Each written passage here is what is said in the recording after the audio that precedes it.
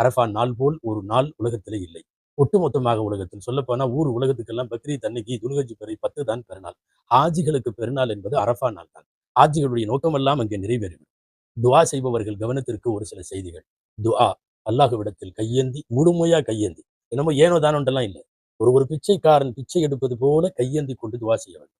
நினைவில் இருக்கட்டும், எல்லாருக்காகவும் துஆ செய்யும். உங்களின் துஆவில் யாரும் தப்பிவிட வேண்டாம். எல்லாருக்காகவும் துஆ செய்யும்.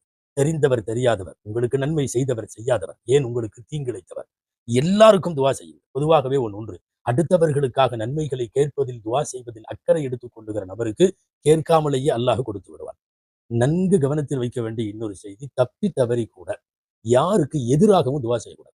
பத்துவான்னு சொல்றோம்ல, அவனுக்கு இது அவன் விளங்காம போகணும், அவன் இப்படி போகணும், அப்படி போகணும். ஒருவருக்கு கஷ்டத்தை ஏற்படுத்தக்கூடியவாறு எந்த தகாத வார்த்தைகளும் நம்முடைய துஆவிலே வந்துவிடக்கூடாது. பத்துவா செய்துவிடக்கூடாது. அதாவது துஆ படிப்பதற்கு பெயர் துஆ இல்லை, கெஞ்சுவதற்கு பெயர் துஆ. எனவே உங்கள் மனசிலே இருந்து அல்லாஹ்விடத்திலே கெஞ்சி நீங்கள் கேளுங்கள். இது துஆ ஒப்புக்கொள்ளப்படுகிறது என்கிற இடம் அல்ல.